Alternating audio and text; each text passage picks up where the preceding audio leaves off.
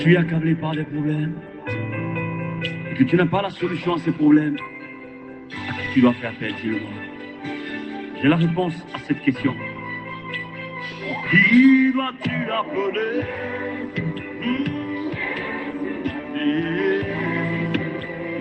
Qui dois-tu appeler?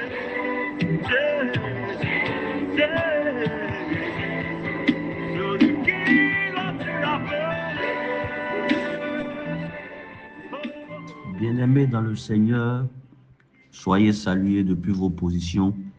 Que Dieu vous bénisse abondamment. Aujourd'hui, nous sommes le mardi 17 février 2026 et il a plu au Seigneur de nous accorder encore une fois la vie et la santé. Et nous devons être très reconnaissants et lui dire merci.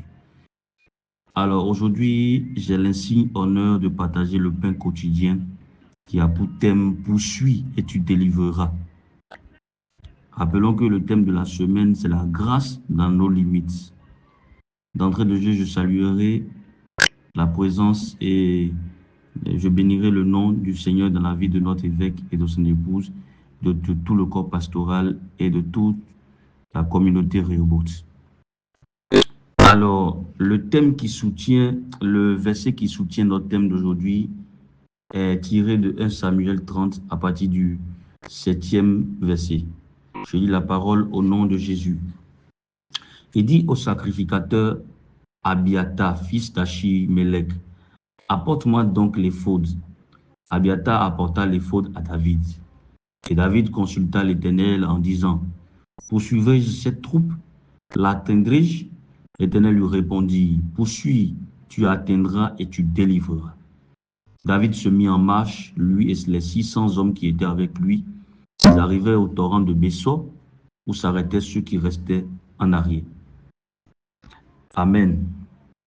Alors, pour contextualiser un peu le verset, ce qui se passe dans ce passage, il s'agit de David qui n'était pas encore investi roi, mais qui avait cet appel sur sa vie. Et Saül le savait et le persécutait, voulait le tuer à cause de la promesse de Dieu sur la vie de David. Et en cette époque-là, David n'a trouvé refuge que chez les ennemis jurés du peuple d'Israël, les Philistins. En ce temps, Dieu lui a fait grâce de trouver grâce auprès du roi qui était en exercice, Akish, à cette époque. Et donc c'est là que David vivait pendant la période. Et il a trouvé faveur aux yeux du roi, et le roi lui confiait beaucoup de choses, jusqu'à un moment donné où les Philistins devra faire la guerre à Israël. Et le roi voulait que David puisse assurer ses arrières et rester dans la mer et combattre. Mais les princes des Philistins n'étaient pas d'accord. Et avant le commencement de la guerre, il renvoya David dans la ville qu'il lui a donnée. Et donc David, au retour dans la ville que le roi des Philistins lui a donnée, il remarqua que les Amalécites et un certain nombre de peuples sont venus et ont pillé carrément la partie là où vivait le roi David et ses hommes et ses femmes, les gens qui étaient avec lui. Ils étaient très nombreux, les biens et tout, ils ont pillé tout. C'est vrai qu'ils n'ont tué personne, mais ils sont partis avec les 2 femmes de David et tous les biens, et puis les femmes, les fils, des hommes qui étaient avec David. Et les hommes, dans leur colère à l'époque, ils voulaient lapider David. Donc déjà là, analysons un peu la situation. C'est-à-dire que à tout moment, des hommes qui disaient qu'ils avaient confiance en David, à cause d'une certaine situation, ils lui ont tourné le dos, ils ont voulu le lapider. Donc non seulement David était en fuite, mais il se retrouve encore être détesté par son peuple, parce qu'ils estimaient que c'est lui qui les a conduits dans ce genre de situation. Et donc, ils doivent le lapider pour en tirer vengeance. Et donc, dans cette situation, qu'est-ce que David a eu à faire? David venait de tout perdre à Siclag. Il a perdu femme, enfant, bien. Le peuple aussi souffrait et remontait, il voulait le lapider. Qu'est-ce que David a fait? Il s'est retourné vers le Dieu de son alliance. Il s'est retourné vers le Dieu de son alliance. Parce qu'il sait que quand tous les hommes de la terre, les gens qui te disaient non, nous sommes là pour toi, voilà, t'inquiète pas, et tout, et tout, on sera toujours avec toi. Quand ils te lâchent, on n'a qu'une seule personne, on a Dieu. David l'avait compris. Et même dans ces moments de souffrance, dans ces moments de tribulation, il n'a pas renié Dieu. Il n'a pas rejeté Dieu, mais il s'est focalisé sur la parole de Dieu, il s'est focalisé sur ce que Dieu lui a dit. Et donc, humainement parlant, c'était terminé pour David. Il n'y avait plus d'options. Mais spirituellement parlant, Dieu n'avait pas encore parlé. Et David a eu la sagesse d'aller consulter Dieu pour savoir si il doit poursuivre qu'on appelle les Amalécites, les gens qui sont venus piller les biens. Est-ce qu'il doit les poursuivre ou est-ce qu'il renonce à ça?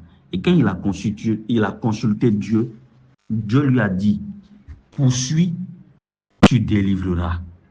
Ah, vous voyez? Donc, c'est-à-dire que la délivrance n'est pas juste dans la course effrénée, n'est pas juste dans la vengeance, n'est pas dans la vengeance, n'est pas dans la course effrénée, mais la délivrance est dans la parole de Dieu. La délivrance est dans l'ordre que Dieu donne. C'est-à-dire que si Dieu ne t'envoie pas et tu t'es envoyé toi-même, tu peux ne pas avoir la délivrance et tu vas commencer par accuser Dieu en pensant que Dieu t'a abandonné. Mais or, au fait, il t'a pas envoyé. C'est pour dire que David pourrait poursuivre et n'allait pas obtenir victoire. Heureusement qu'il a eu l'intelligence de demander à Dieu est-ce qu'il poursuit ou pas. Donc c'est l'erreur que beaucoup de nous, beaucoup de personnes nous faisons à notre époque, où quand nous sommes attaqués, quand nous sommes dans des problèmes, nous sommes dans des situations, même pas forcément dans des situations, quand nous avons des projets, le projet paraît vraiment très bénéfique, le projet paraît vraiment joli. Quand nous voulons nous engager dans le mariage paraît vraiment, la personne paraît vraiment belle, et tout, et tout, et tout. Nous regardons le profil, nous regardons ce que nous voyons sous nos yeux, mais nous ne creusons pas spirituellement afin de savoir qu'est-ce que Dieu en pense. Est-ce que Dieu nous demande d'aller au front? Est-ce qu'il nous demande, quel est l'ordre de mission? On ne demande pas, on ne demande pas sur ta vie à Dieu, et puis on se lance. Et après, quand on échoue, on commence par accuser Dieu. Donc, David a eu la sagesse de demander à Dieu. Dieu lui a dit, poursuis et tu délivreras. Donc, la délivrance commence quand on consulte Dieu au lieu de paniquer. David n'a pas paniqué parce que là, il était non seulement dans un territoire ennemi, mais il était aussi sur le point, c'est-à-dire il est accablé de partout. Saül vu à sa vie, il est sur un territoire ennemi, même son peuple, les gens qui étaient avec lui, se sont retournés contre lui. Il n'a pas paniqué, il est allé vers le Dieu de son alliance. Est-ce que toi, tu as un Dieu de ton alliance? Est-ce que tu as tissé une alliance avec un Dieu pour que dans les moments difficiles, tu puisses lui faire appel afin qu'il te donne la direction? Si tu ne l'as pas encore fait, c'est le moment de pouvoir le faire. Donc David consulta Dieu, Dieu lui donna la direction claire et il poursuit. Donc, consulter Dieu, avoir un Dieu d'alliance te permet d'avoir la direction et te garantit le résultat avant même d'aller, parce que Dieu, il est l'alpha et l'oméga. C'est lui seul qui peut voir la finalité avant même le commencement d'une guerre, avant le commencement de quelque chose même qui paraît bien. Donc, quand tu as un Dieu, tu tisses une alliance avec ton Dieu, tu peux lui poser des questions, tu peux lui adresser les requêtes, il te donnera la fin, la finalité. Et connaître la finalité de chaque chose, te permettra de pouvoir avoir de l'assurance, même quand ce que tu vois physiquement ne paraît pas agréable. C'est ça. Tu sais que non, Dieu a parlé et quel que soit ce qui se passe, la fin justifiera les moyens. La fin donnera raison. Voilà. Donc David a poursuivi parce qu'il avait la garantie du résultat. Voilà un peu. Donc David poursuit, il a persévéré malgré la douleur.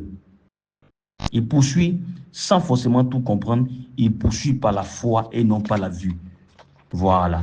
Donc, c'est ce que nous tous, nous devons faire dans nos combats de tous les jours, dans nos affaires, même quand les contrats, les contrats de travail, les contrats, je sais pas, les activités, tout ce que nous menons, nous voulons les faire, nous devons pouvoir consulter Dieu, d'avoir la direction. Nous ne devons pas faire les choses par les émotions, mais nous devons faire les choses par la foi. Nous devons faire les choses parce que Dieu a parlé et non parce que nous avons une douleur, nous voulons nous venger.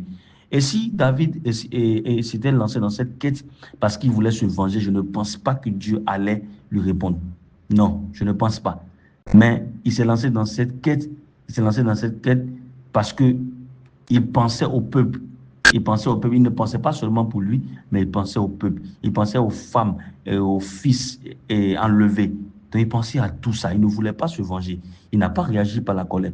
Bon, combien sommes-nous ici? Et nous voulons que Dieu tue telle personne, Dieu fasse telle chose, parce que non, la personne nous a tellement accablés, la personne non. Or, peut-être Dieu a un plan, Dieu a une finalité. Peut-être notre oppresseur d'aujourd'hui peut être quelqu'un qui nous fera du bien demain. Il y a de ces cas sont légion. Donc, nous ne devons pas voir les choses par la vue, nous devons vraiment voir les choses par la foi et consulter Dieu. Nous ne pas faire les choses par la vengeance, ne pas réagir par la colère, mais agir en obéissant à la parole de Dieu. Voilà. Parce que David cherchait la délivrance pour lui, pas pour lui seulement, mais aussi pour le peuple de Dieu. Donc, je t'exhorterai, frères et sœurs, à prier. Ne t'arrête pas de prier. Même si il y a 30 ans, tu pries pour quelque chose que Dieu t'a dit que ça va marcher, il t'a dit que tu délivreras, continue pas à prier, ne baisse pas les bras. Dieu est dedans. La fin sera meilleure et tu pourras témoigner. Ton mariage qui est en train de battre de l'aile, continue pas à prier. La restauration est au bout du rouleau.